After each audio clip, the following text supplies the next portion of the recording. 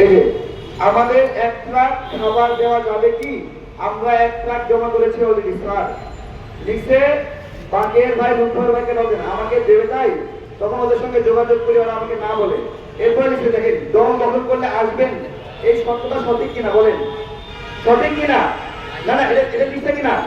লিখছে লিখছে আপনাদের একটু হালকা করে দেখালাম, এটা ছবি তোলার সুযোগ দিচ্ছি না।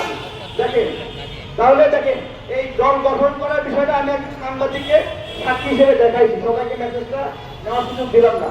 আমি শুধু বলছি যে আপনাদের এই রাজনৈতিক অভিলাষ এই আমাদের ভাইদের সুস্থ না হওয়ার কারণ, আপনাদের এই রাজনৈতিক অভিলাষ এই আমাদের আহত ভাইদেরকে গুরুত্ব না দেওয়ার কারণ, আপনাদের এই রাজনৈতিক অভিলাষের কারণে আপনাদের জেলায় জেলায় হানিমন করছেন, আমাদের অসুস্থ ভাইদেরকে সময় দেওয়া সম্ভব হচ্ছে না, আপনারা তাদেরকে দেখার সুযোগ পাচ্ছেন না।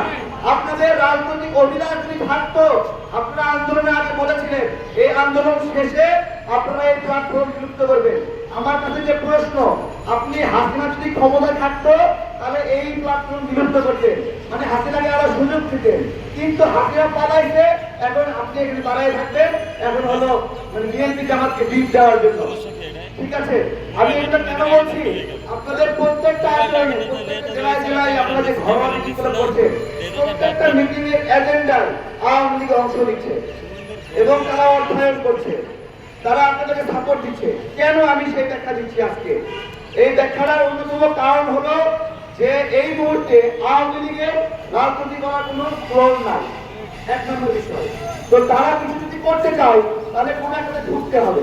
এবার ঢোকার জন্য উত্তম উন্মুক্ত প্ল্যাটফর্ম কোনটা বলেন?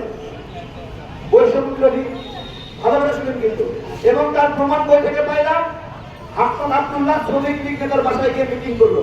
তার মানে শ্রমিক লীগ নেতা তার জন্য নিরাপদ এবং শ্রমিক লীগ নেতাও হাসান আব্দুল্লাহকে নিরাপদ বন্ধু মনে করে, তাই না? একটা গেল।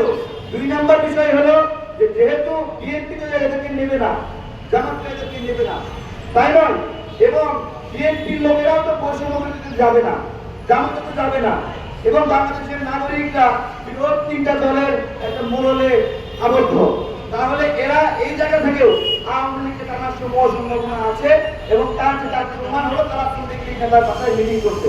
এখন বিষয় হলো তারা দল খুলুক, সব ঠিক আছে করুক, বেটা মানুষ হিম্মত নিয়ে কথা বলবে, দল খুলুক, রাজনীতি করবে।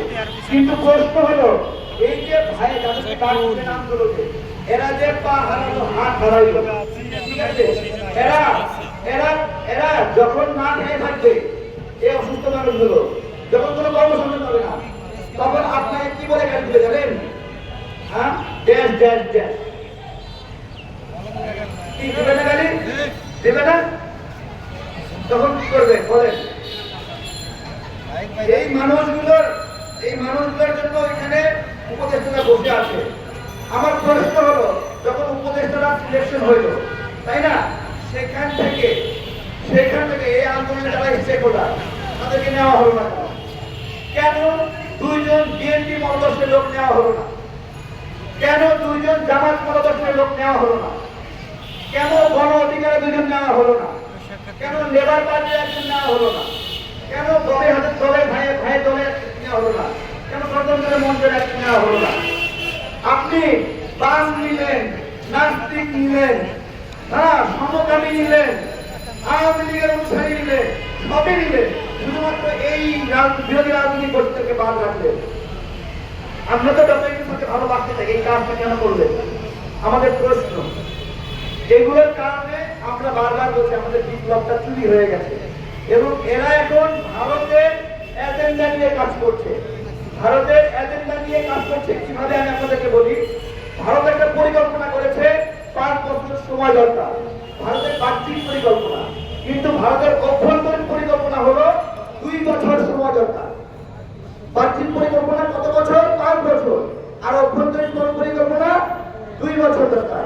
অর্থাৎ 2 বছরের মধ্যে ভারতের দালাল যে সকল মিডিয়া আছে, আওয়ামী লীগের তৈরি করা যে মিডিয়া আছে, এই সমস্ত মিডিয়া মিলে বিএনপি এবং জামাতকে কালপ্রিট হিসেবে প্রমাণ করবে, তাদেরকে চাঁদাবাজ হিসেবে প্রমাণ করবে, তাদেরকে লুটপাটকারী হিসেবে প্রমাণ করবে। এরপরে আবার তারা শেখ হাসিনাকে ঢোকাবে। এখন তাহলে আমাকে বলেন, আমরা এই বিজয় অর্জন করলাম শেখ হাসিনাকে আনার জন্য?